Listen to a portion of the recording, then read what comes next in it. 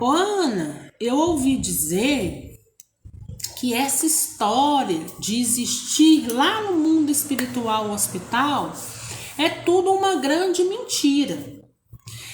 E eles me deram como argumento o seguinte: eu desencarnei, meu corpo físico morreu, todas as doenças ficaram na carne. Então eu estou intacto. Então como assim hospital? Então como assim eu posso me tocar, né? Então, gente, vamos primeiro pensar, né? Dentro de tudo aquilo que nós estudamos. Então, quando a gente se vê diante desses determinados questionamentos, o que nós precisamos fazer? Nós precisamos primeiro pegar, né, ir lá na nossa memória, no nosso arquivo, né, e olhar todas as coisas que nós já estudamos até hoje. E principalmente nós precisamos ir nas nossas maiores referências, né? Quem são nossas maiores referências? Nós temos Kardec, nós temos Chico, nós temos Divaldo e tantos outros, né? Nós temos Iber, nós temos Vera Lúcia, nós temos inúmeras pessoas aí que são referências, né? Então a gente vai nessas referências em todo o legado que nos é deixado, porque a gente pode fazer uma análise crítica daquilo e ver se tem realmente veracidade naquilo que está dizendo, né? Então veja bem, por tudo que nós já vimos, pelo que Chico nos deixa, pelo que Kardec nos deixa, qual que é o entendimento? Eu tinha uma doença grave, né?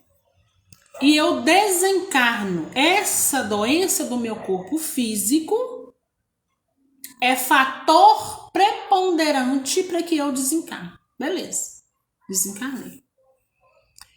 Mas como assim, Ana, eu vou precisar de hospital? Veja bem, nós vamos continuar de onde nós paramos, né?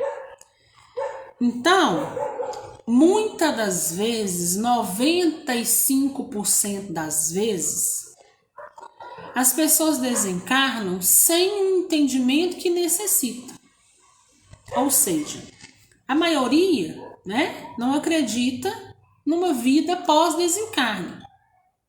Acreditam muito, então é repartido. Uns vão acreditar que eu vou desencarnar, eu vou dormir o sono profundo e vou acordar somente no dia do juízo final, ou somente o dia que Jesus me chamar, né? O outro vai ter a ideia de que morreu, acabou, né? Acabou tudo, terminou por aí, não tem mais nada. Uma pouca maioria, né, vai acreditar lá que todos nós vamos para o paraíso, né? E lá nós vamos permanecer. Existe até um cunho de verdade aí, que nós vamos, né, conversando aqui ao longo. E existe uma pequena parcela, muito pequena, que acredita na vida pós-desencarne, não só por tudo que a gente estuda, ouve e vê, mas pelas experiências que a gente já passou e pelas evidências que nos chegam a cada dia. Tá? Então, como essa parcela de quem tem esse entendimento e que acredita é muito pouca, né? A grande maioria aí, então, acredita, não tendo o entendimento que necessita, vai levando os resquícios que vai levando do corpo físico, ainda é mais denso, ainda é mais pesado. Todos vamos passar pelo hospital?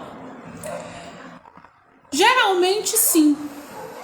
Mas o que vai distinguir um do outro é o tempo de permanência no lugar, né? Ou então aqueles mais elevados, talvez fiquem ali apenas por horas em observação e já está pronto, né, para poder estar continuando a sua caminhada de evolução. Tá? Então, como a gente vai levando esses resquícios e como isso é muito pesado ainda em nós, é necessário sim que a gente passe por uma área hospitalar que a gente fala, que não é uma área hospitalar como área hospitalar da Terra, tá? É parecido, usa-se esse termo para que a gente possa ter a noção de como tudo funciona, tá? Então, ou seja, a gente desencarna, tudo terminou? Não, né? Nós temos a nossa essência, nós temos a nossa energia, nós temos o nosso espírito. Espírito se toca? Se toca, gente, porque agora é um outro corpo, é um corpo astral e consegue se tocar por quê? Porque ele vai para a dimensão onde dá a ele a condição para que isso aconteça, né? Nós não conseguimos tocar no espírito porque nós já dizemos isso aqui, nós estamos em matérias diferentes, né? O nosso corpo material é muito denso e pesado, o espírito vem de um corpo, de uma matéria muito sutil. Mas quando ambos estão na mesma matéria, seja sutil ou densa, esse toque é possível, tá? Nós que estamos humanos, não conseguimos tocar o outro, nós não conseguimos tocar o espírito, mas nós conseguimos tocar o outro que é humano como nós, né? Da mesma forma são os espíritos, eles estão na mesma matéria, então por isso eles conseguem sentir o toque, a energia de cada um, tá? E ouvir médium dizendo uma coisa dessa é algo bizarro que nos leva somente a um entendimento, né? Estudou muito pouco, embora esteja exercendo a mediunidade de alguma forma, não tem determinados entendimentos que precisam ter, né? Porque é taxativo. Chico fala a mesma coisa, Kardec a mesma coisa, Vera Lúcia a mesma coisa, né? Divaldo a mesma coisa, e não eles, né? Mas espíritos que trabalham através deles. Então quer dizer que todo esse pessoal aí está mentindo ou inventando isso, né? Então, a Ana, fulano desencarnou, o corpo físico não tinha nenhum ferimento, digamos assim, vai para o hospital, gente. Vai para o hospital quem teve o corpo físico deteriorado, mas não é porque o corpo físico se deteriorou, né? Vamos supor, se uma pessoa desencarna hoje por uma doença do coração, essa doença ficou no corpo físico? Ficou, mas o corpo espiritual, o nosso perispírito, muitas das vezes, vai levando um reflexo daquilo que vivenciou na carne, tá? E infelizmente, por falta de entendimento, nós, humanos, muitas das vezes só acreditamos em determinada situação e acreditamos realmente naquela cura quando a gente vê que está acontecendo um tratamento, quando a gente vê que estamos inserindo algo e aquilo está nos ajudando, né? Então por quê? Porque muitas das vezes a nossa força da mente ainda é muito fraca, né? Quando nós passamos, não sei quem aí já viu vários documentários aí sobre o Dr. Fritz, né? Naquele médium que realmente corta, né? Corta o lugar ali, faz aquela pequena cirurgia ou não ali. Então, o Dr. Fritz mesmo fala, né?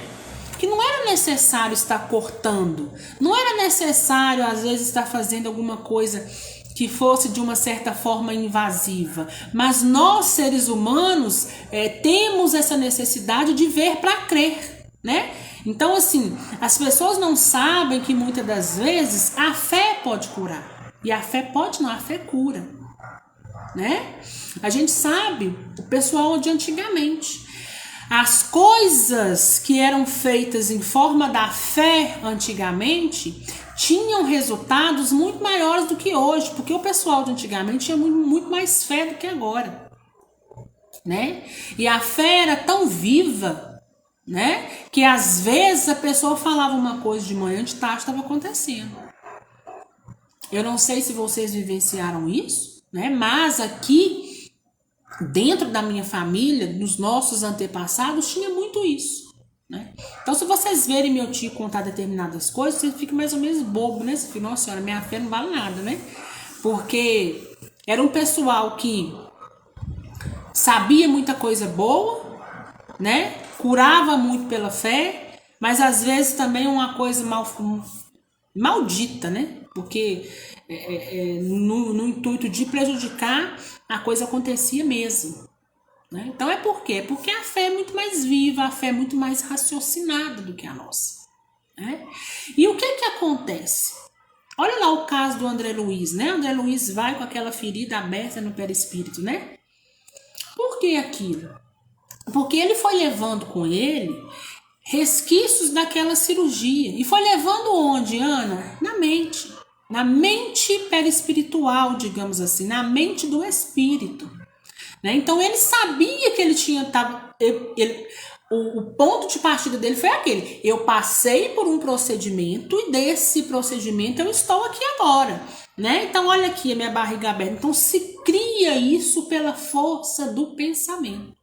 E é necessário, então, né, que seja tratado essa energia que está, né, derramando sobre aquilo ali, é necessário que seja tratado para que a pessoa vá se restabelecendo, né?